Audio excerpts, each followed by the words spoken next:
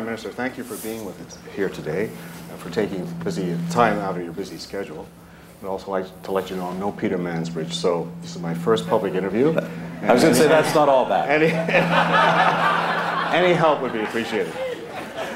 In the history of the Prospectors and Developers Association of Canada, we've never had hosted a Prime Minister, and we are very pleased to welcome you to the PDAC International Convention, Trade Show and Investors Exchange.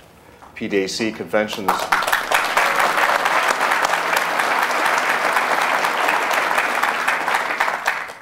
the PDAC Convention is the world's largest annual mineral industry event. Last year we hosted more than 30,000 delegates who joined us from 126 countries. And as an association, we have more than 10,000 members from both Canada and around the world. It's my honor and privilege to sit with you and engage in a discussion that we at the PDAC are passionate about, which is, of course, exploration and mining. And over the next hour or so, we will cover a broad range of topics that are of importance and relevance to our members and our audience here today. So again, we thank you for being here. Before we start, I would like to let the audience know that the Prime Minister has not been privy to any of these questions.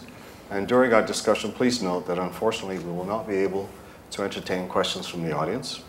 And so why don't we start at a high level and drill down, at a high level view, and drill down to some things that are of importance to us. So Prime Minister, we naturally believe that the work we do has tremendous value to Canadians and the national economy. The sector contributes billions of dollars each year to government revenue through tax revenue and royalty payments, employs more than 300,000 Canadians, and generates billions of dollars of investment. Most of the leading companies are headquartered in Canada, and we produce some of the top experts in the field, and this very city, Toronto, is the global center of mining finance.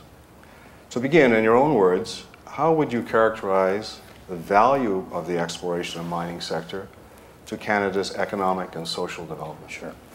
Well, first of all, thank you, Rod, and thanks to Ross, and thanks to everybody here for the invitation to attend. I've wanted to do this for some time. I see that a lot of my ministerial and parliamentary colleagues are here and have been coming here regularly and have encouraged me to do so. And I felt I was overdue until I found out today I'm the first sitting Prime Minister to actually come here. So thank you for the opportunity. And maybe, Rod, just before I get into that question, I did bring a few slides, a few PowerPoint overheads I'd just like to show people.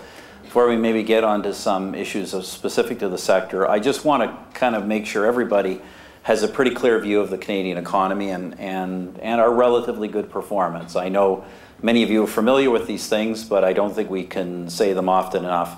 So I'll just run through these quickly. First of all, on the job creation front, you should be aware, if you're not, that Canada continues to have, over the past several years, the best job creation record among the major advanced economies. This particular overhead shows the record since we came to office in 2006, and you see we've got almost 9% growth in jobs over that period. A lot of that post-recession. The recession was relatively shallow here, ended relatively quickly.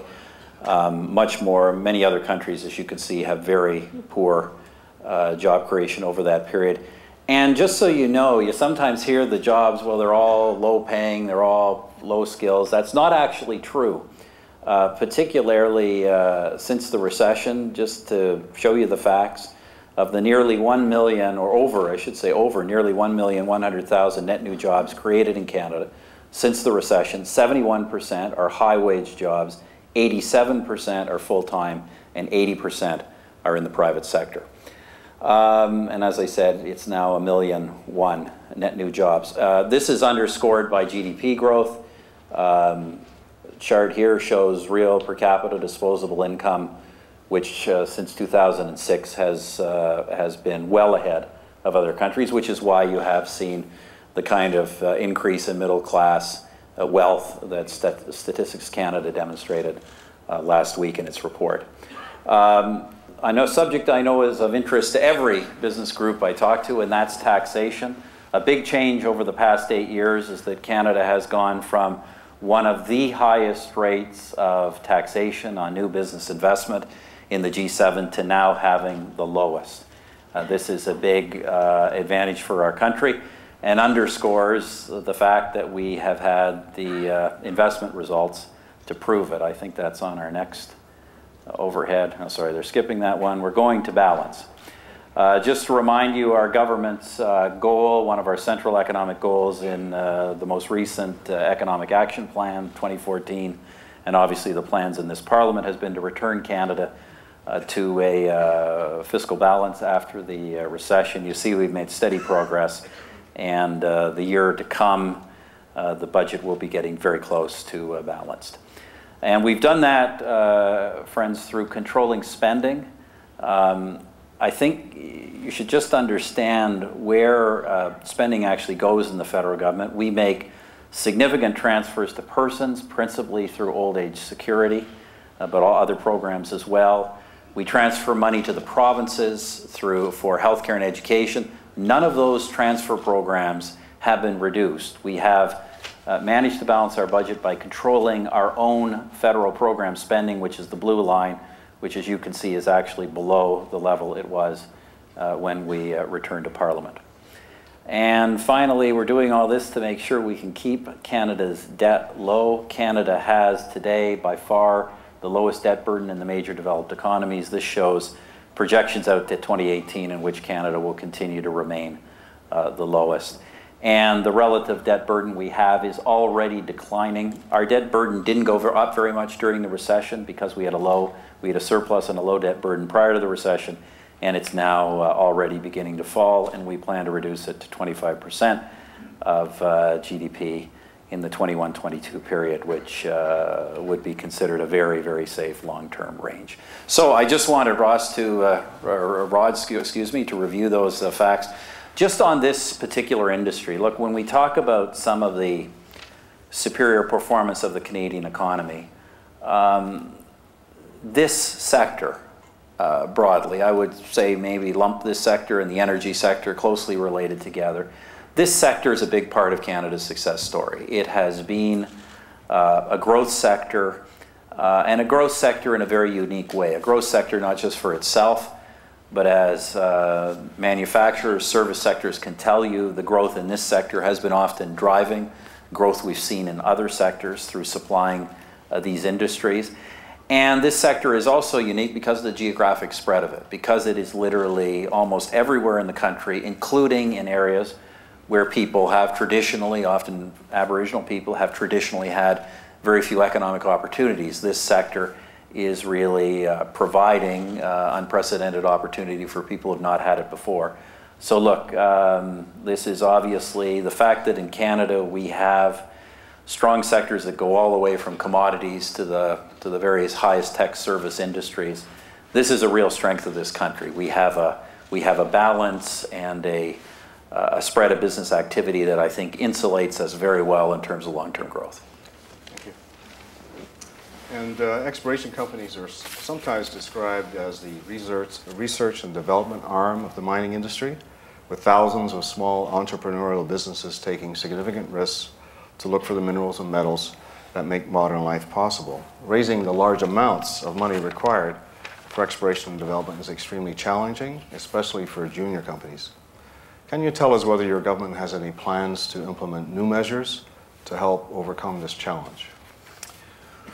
Well, you know, we're fortunate in this country, as you know, to have one of the strongest banking and financial sectors in the world, but there are other things that we have been trying to do. As you know, in particular, we've renewed once again the mineral exploration tax credit to provide assistance specifically to this industry and to that subsection of this industry. There are other things we're doing as a government that we think are maybe equally important. The geomapping programs that we funded, particularly in northern Canada. We know that this particular business, as I've said before, is like finding needles in a haystack, trying to find those minerals in some of those very large geological areas. So one of the things we've been doing as a government is making sure that we map, eventually map all of this country, but map particularly the most promising areas in very detailed ways. So we may not be able to find the needles, but at least we can point the industry towards the haystacks, and you can do the work from there. But look, we continue to look in all kinds of ways, whether it's what we've been doing really as a government, particularly since we got re-election in 2011 with a majority, is trying to say we've got a few years ahead of us. What can we do to build long-term growth in this country? And we're trying to move forward on every front, not just on some of these tax, both general and specific tax measures for this and other industries. What can we do on research and innovation? What can we do on infrastructure? What can we do on skills training, on opening up markets through trade and other agreements? Every single dimension. What is it that we can do as Canada, not just so that we have some of these superior statistics for the next few years, but for the very long time to come? Certainly, I think everyone in this room, and certainly our association, thanks you for that, for extending the METC in the Economic Action Plan 2014. Any chances that you might make that permanent, or perhaps augment the METC? I would never prejudge the actions of the Minister of Finance. Very good answer. Canada has attracted the largest share of global exploration expenditures for more than a decade, and continues to be ranked as one of the best places in the world to explore.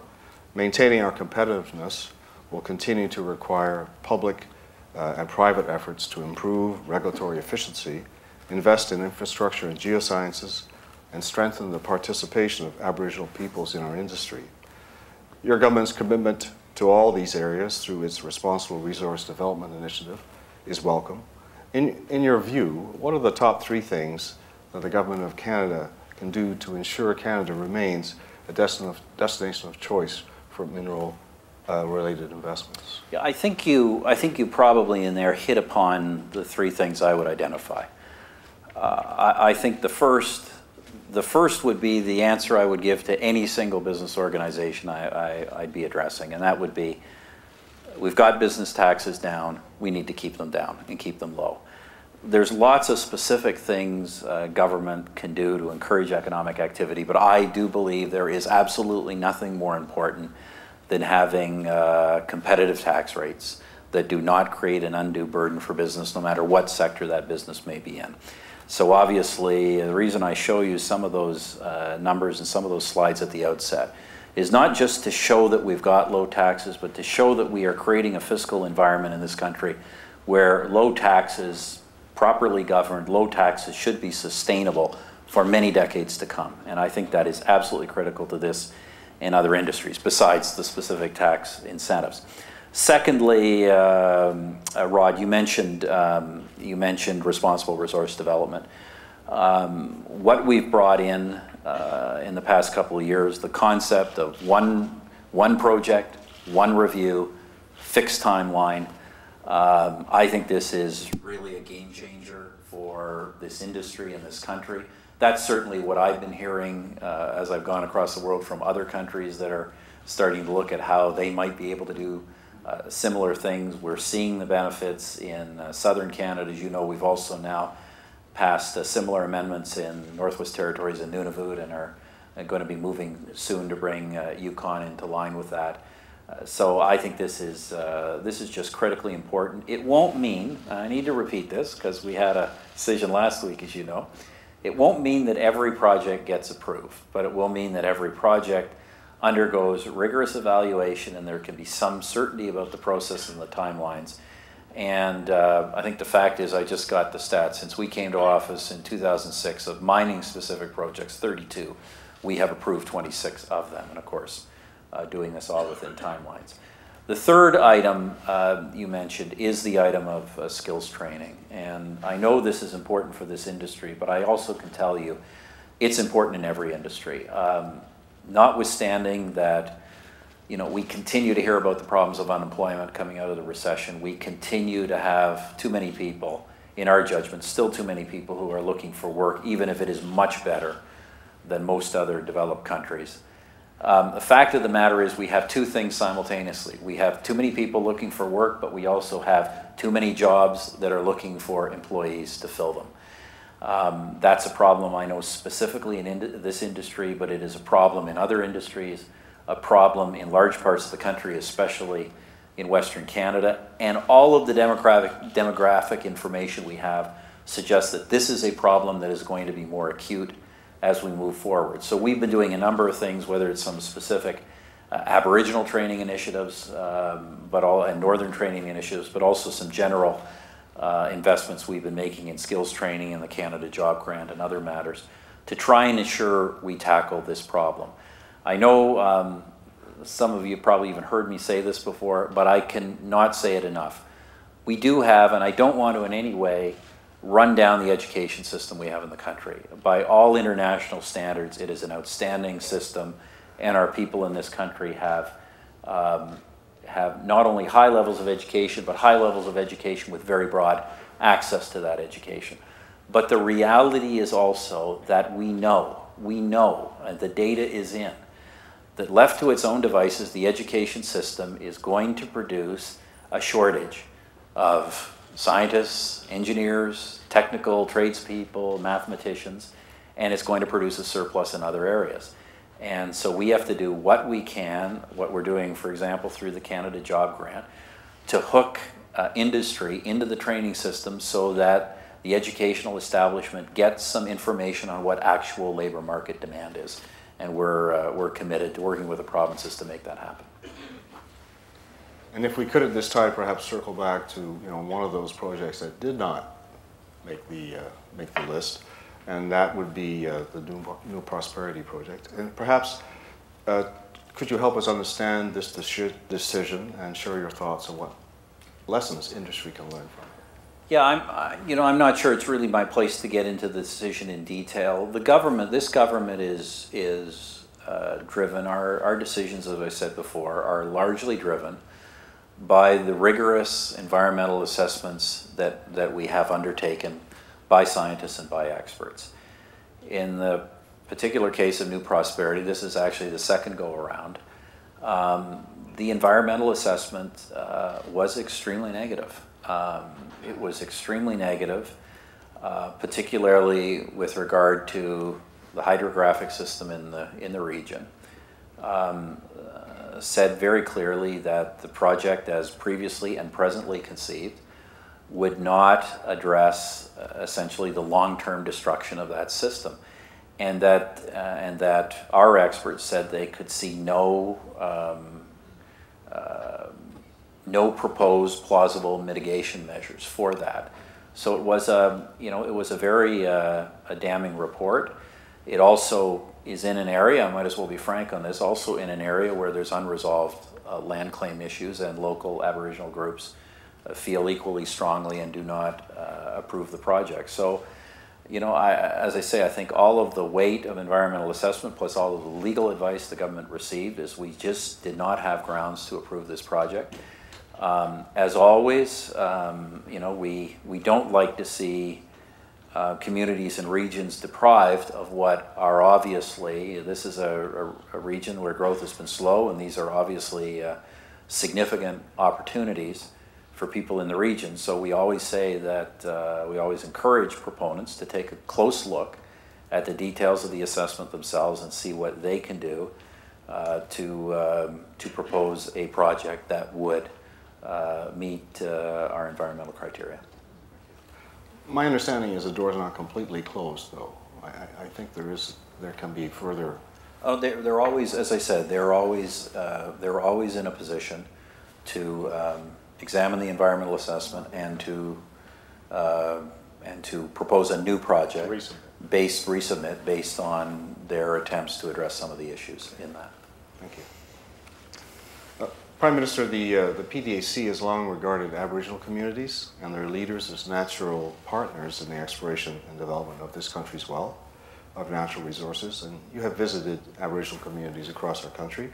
What do you see as some of the lasting effects on communities and community members as a result of their participation in the resource sector? Well, look, it can be, these are extraordinary opportunities. First of all, I always encourage, as we discussed at lunch, I always encourage industry to engage with people on the ground, to engage with local communities, Aboriginal and non-Aboriginal communities, and not just engage from the standpoint that there are legal and process requirements for engaging, but that it's always better to do business when all lines of communication are open and when local people understand the advantages that are there for them. I can give We talked about it at lunch. I was in the Meadowbank mine up in the Baker Lake area some years ago, a couple of years back, and major gold mine there. And we see the transformation it's brought about, not just all of these people who now have access to good, well-paying jobs where there were no opportunities before, or very few opportunities, but people who are gaining skills that can be transferred and moved to other such projects in the region or farther away.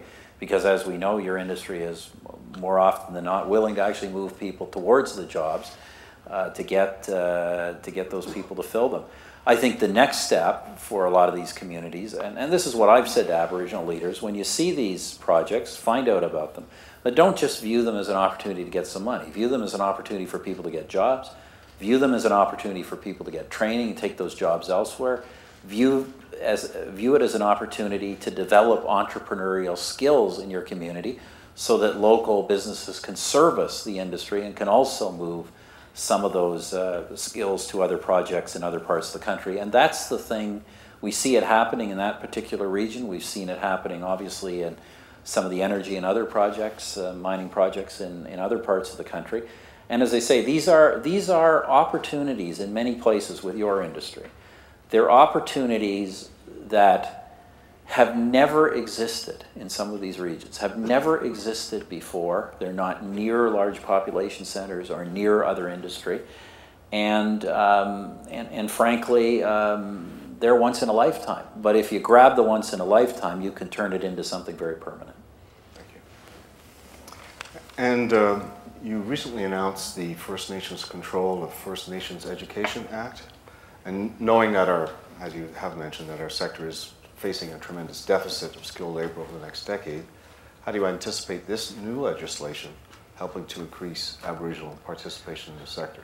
Well, this is, obviously we hope that over time this is going to have a really transformative effect. This, the First Nations Control of First Nations Education Act, which I announced with Chief Atleo of the Assembly of First Nations, this is about fundamental reform to K-12 education.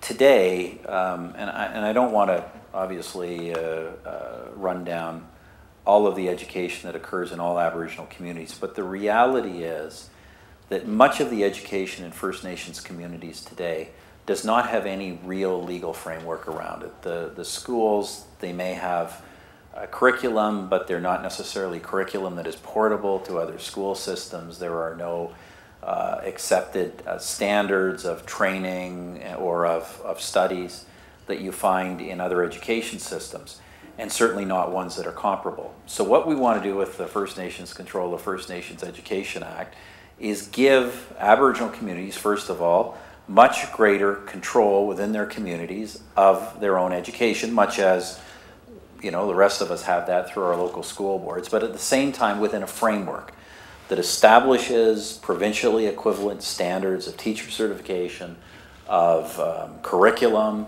of accountability and financial controls and the use of money.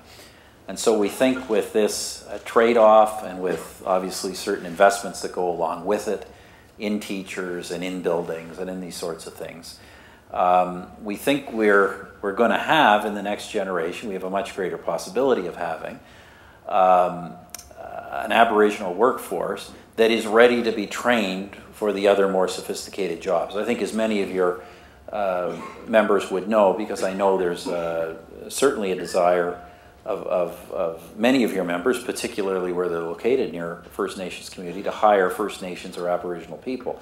But often the barrier is the fact that these people lack basic education skills. They don't merely lack the more sophisticated skills of today's mining sector, they lack very basic skills. So we hope that through this reform, what we'll have at the end will be a generation of young people who are much readier to undertake that kind of entry into the workforce.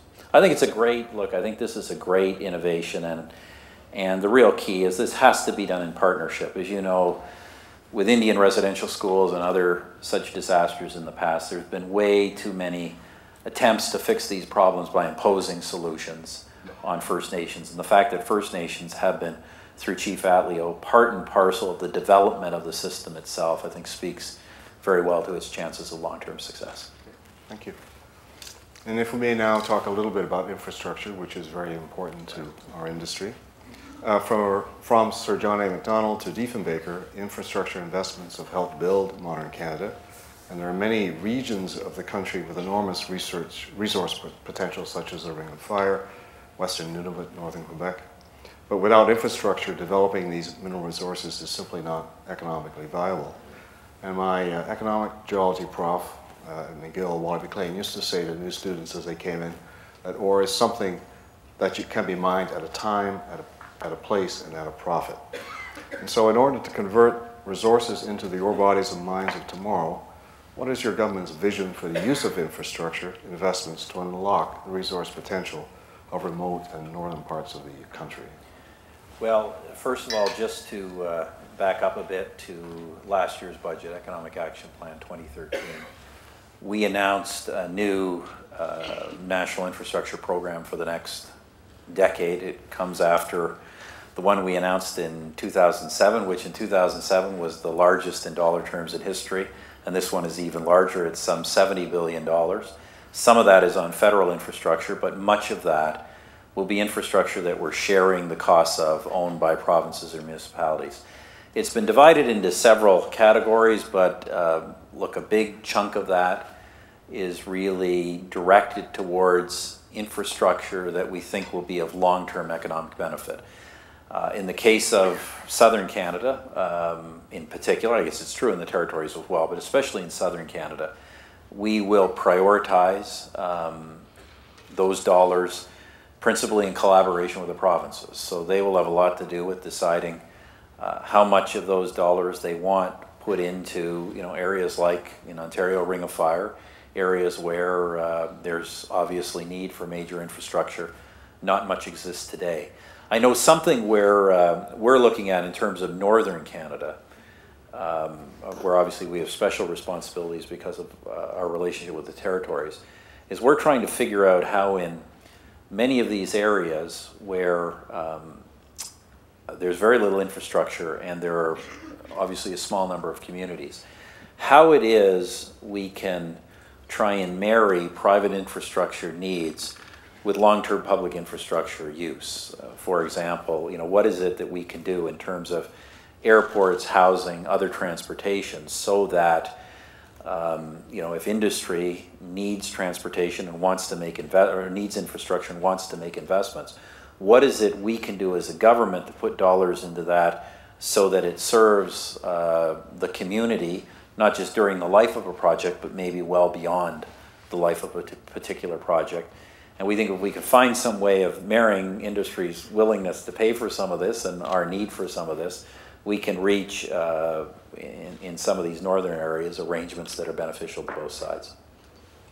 Thank you. And along that line, Budget 2014 commits to working with territorial governments to develop transportation infrastructure in the north. Do you have a sense as to the timeline for moving forward on this, and do you see our sector having a seat at the table? Look, we'll certainly consult widely. Look, we've made, our government, as I think you know, through our northern strategy, we have made unprecedented investments in the north. Housing investments, particularly in Nunavut, the small craft harbor we opened in Pangerton, the High Arctic Research Station that's taking shape in Cambridge Bay.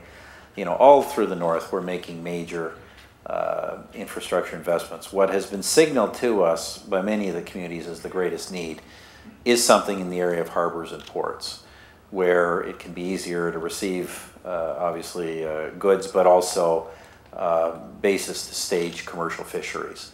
So I can't give you any timelines today, but obviously we've signaled that we're interested in doing that, and we're in discussions with people in the north to get a sense of what their priorities really are.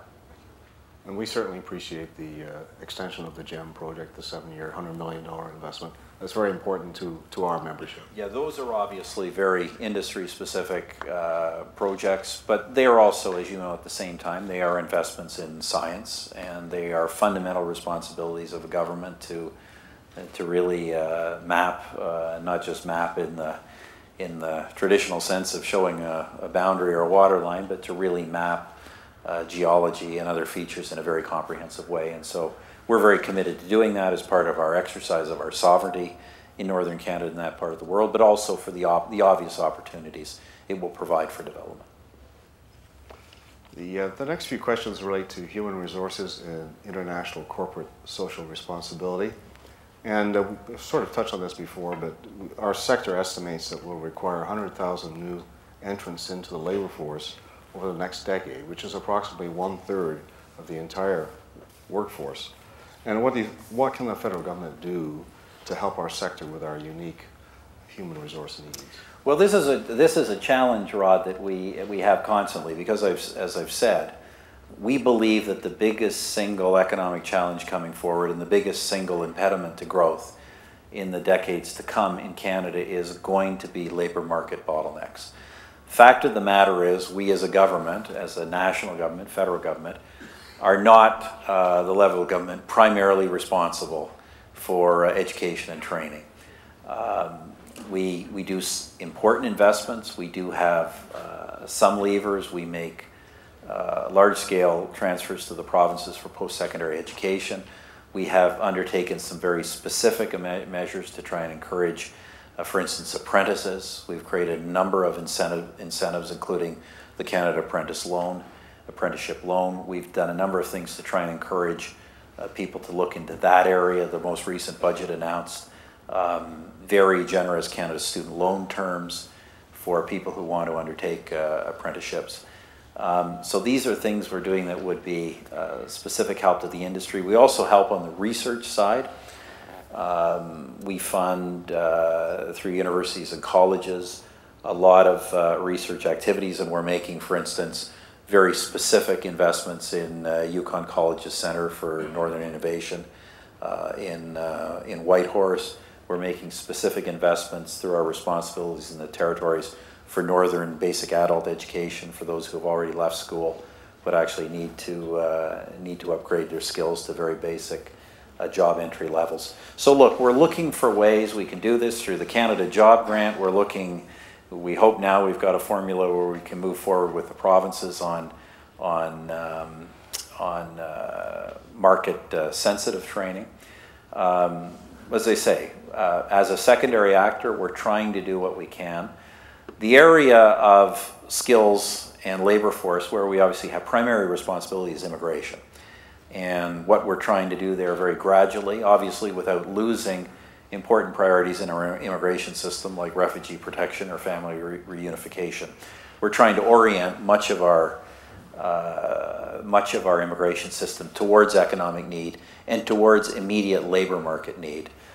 We've been doing that through a whole range of changes, probably the most important of which is coming up, which will be the expression of interest system, where we can try and have applications that are needed in the labor force approved very quickly. But this is really what we're trying to do, both in immigration and labor market and skills, to try and encourage a labor market that's ready to create the jobs that I know the companies in this room want to create. Thank you. On another subject, I was very fortunate to accompany Canada's Governor-General, His Excellency David Johnston, to Southern Africa and met with many Canadian exploration and mining companies. And as you know, they're very active throughout the world, particularly Africa. As an industry, we're typically the first commercial boots on the ground and consider ourselves to be good corporate citizens. What are your thoughts on the performance of Canadian extractive companies operating abroad? And what is the status of the brand, the Canada brand? Well, first of all, I appreciate you mentioning the Governor General's travels, Rod, having had the opportunity that you had to go with him. You would understand what a great ambassador he really is for the country. Just brings an extremely broad knowledge to all of the conversations he has with foreign leaders and foreign business people. Look, our impression is that the brand of the Canadian mining sector is pretty good in this world. You know, I have an opportunity in my travels to meet many foreign leaders, particularly in emerging economies, who have or have had mining development opportunities and have had experiences with Canadian, with other developed and with other emerging sectors. And you know, it's not to say the story is perfect, but there's very few places where the Canadian story isn't the best story. Generally, we have a pretty good reputation. I know our government's worked with the sector on corporate social responsibilities initiatives. We've had great cooperation, and as you now know, we're now working through the G8 on really international reporting standards on extractives, particularly the necessity to report payments to all levels of government, to try and encourage transparency, good development and governance practices. And I do want to thank the association for the good cooperation we've had from this industry on that. I know as we talked about at lunch, I know that these things, you know, they create in a sense extra reporting and regulatory requirements, but done properly and done in consultation with the industry, they also have the capacity to really enhance and entrench the established Canadian brand advantage in what is a very important international industry. So look, we appreciate the industry's record. We appreciate everything we can do together to keep that image very strong going forward. And I think that that image is one of the reasons why this conference is the biggest of its kind in the world. Thank you.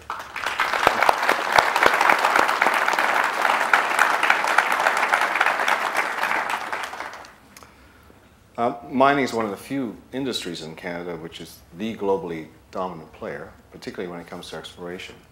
And our members do face challenges when they operate abroad, both in terms of increasing resource nationalism and securing a social license to operate.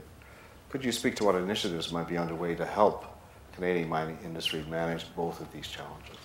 Well, Rod, as I just said, and as I said in the Canadian context as well, establishing good relations with foreign governments, but in particular with the local communities in which you're operating, nothing can really replace the value of that. However, obviously there are several things our government is trying to do in terms of opening markets. We have a range of bilateral agreements that we pursue with other countries to try and enhance our access to markets, and in the case where we have that enhanced access, to secure our legal rights in those markets. It starts with things as simple as double taxation treaties that we talked about at lunch that obviously attempt to minimize fiscal uncertainty for Canadian firms operating abroad. We're often able, in many cases, to move that up to the level of foreign investment promotion and protection agreements, so that there are broadly understood rules around investment and around investment disputes.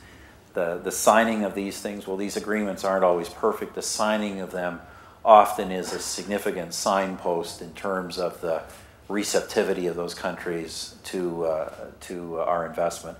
And of course, the pinnacle of all of this is the signing of free trade agreements, where we developed really very deep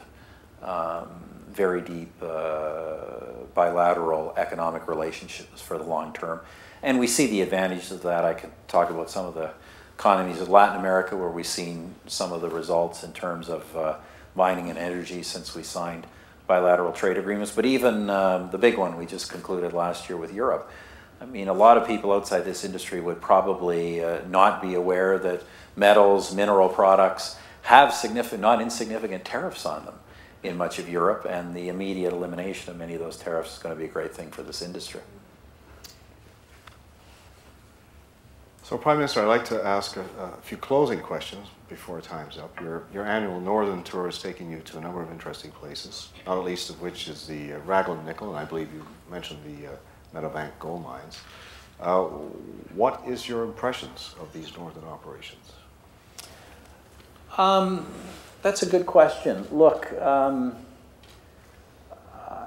obviously very encouraged by them, but I've been to different ones that have had different results. And I guess what really sunk home with me is how challenging the economics are around some of these projects. They're challenging because they are in areas that haven't been opened up, whereas we've talked about there's not necessarily a lot of infrastructure, where people may not have the education or skills, where the actual technological conditions, particularly the weather conditions, are extremely challenging. And of course, there's all what you deal with every day as an industry, just the fluctuation in prices and the unpredictability that exists in the marketplace. So, you know, this is part of the reason why we're making the investments we are in mapping, in infrastructure, in training, in some of the tax incentives we've talked about earlier. Not that we as a government can solve all of these problems, but we are very alive to them. We are very alive to the challenges that exist. You know, we've been hearing, certainly I've been hearing since I was a boy, and I'm sure people older than me have been hearing even longer, what great opportunity we have in our country because of our resource and mineral wealth. But the fact of the matter is, just to have those minerals sitting in the ground is not enough. There are real economic forces at play. There's real competition elsewhere in the world. And so everything we can do to provide certainty and provide a lower cost environment, we're looking at doing that. And there are some people who believe that mining is a sunset industry. And I'm wondering, what's your vision for mining in Canada going forward? A sunset industry in the sense of? I guess, well, just low tech, depleting reserves and so on and so forth. There is no upside, if you will, long-term upside to mining. Well, you know, I'm certainly not in that camp. I think you know, I remember hearing things like this when I was a boy, 50 years ago. And in fact, there was conventional wisdom for some decades that these were declining industries with prices that would fall in the long term and resources that would become depleted or exhausted, which, by the way, are contradictory points of view. But we've seen, you know, what we've seen in my lifetime is exactly the opposite. We've seen, first of all, that demand for the products that your industry looks for and produces, that demand has over time risen and risen and risen. We've also come to understand, I think, how little we've actually scratched the surface of the globe in terms of the resources that are actually out there and in the right you know, economic and political frameworks can actually be accessed. But more than anything, because I know this through, you know, my own family and my own experiences, we know that the kinds of jobs created in this industry, the exploration jobs, the jobs around the development of modern technology, and the labor jobs, the trades and skills jobs, we know that these are increasingly high-tech, high-skilled, and high-paying. And in fact, some of the best opportunities for young people, particularly young people with, who have often had modest prospects in the past, like our Aboriginal people, there are phenomenal opportunities in this industry. So look, I think we're a long way from talking about a sunsetting on this particular industry. Very pleased to hear that.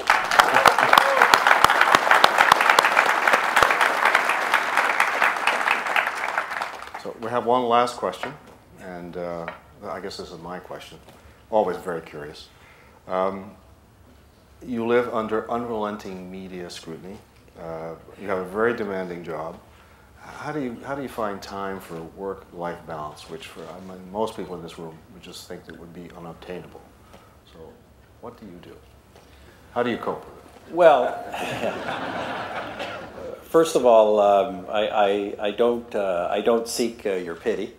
I do say this, you know, for all the stresses and pressure on the job.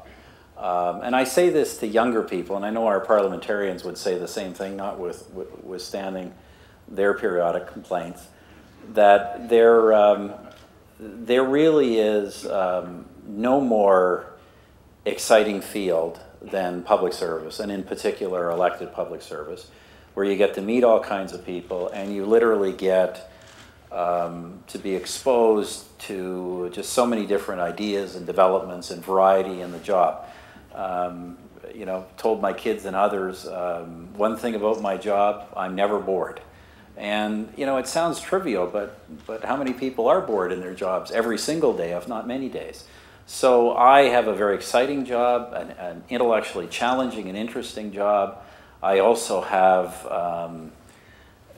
you know, I think, the most interesting and exciting job in the best country in the world to have that job in. I look at, you know, I talk about speaking to the Prime Minister of Ukraine today, and, you know, I could mention, you know, we think about even the President of the United States and others and the problems that they have. I consider myself just extremely fortunate. In terms of, you know, work-life balance, you know, it's like anything else when you get into leadership or senior management positions. You just have to draw lines. There's no limit to the amount of time I could spend in this job. We could have 6 or 7 prime ministers and they would still not be doing everything that people would be asking them to do. So you have to put a certain amount of time aside for family, a certain amount of time aside for, you know, intellectual refreshment, for social life, for hobbies. I try and do that. I should put a little more time aside for health than I probably do, but I seem to be managing at the moment. So as I say, it's just a matter of discipline. It's a matter of establishing your priorities and drawing lines and saying that under most circumstances, you know, that next phone call or that next meeting just is going to be off so that I can do some of those other things. But I haven't yet got to the stage of my father. My father, who also enjoyed his career, he was a chartered accountant and an executive in the oil industry. But he had all kinds of hobbies, and eventually said that he had to quit his job because it was interfering with his hobbies. I haven't yet got to that stage. Well, unfortunately, Prime Minister, we've come to the end of our time together. But before we go, I'd like to ask PDAC Executive Director Ross Gallandry to come back to the stage to present you with a small token of our appreciation.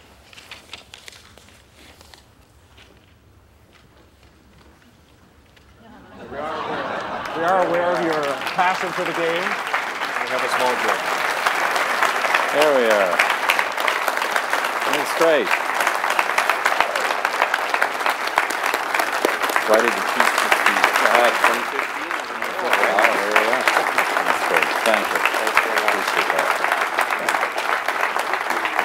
I'll just put that there. Thank you, Prime Minister, for taking time out of your schedule to join us here at PDAC 2014 and for sharing your insights about the government's important role in the current and future success of the mineral exploration and development industry. On behalf of the Board of Directors, staff, volunteers, and members all across Canada and around the world, we deeply value the PDAC's ever-expanding relationship with your government and for joining us today. It has been a true privilege. Thank you very much for coming to PDAC Convention 2014.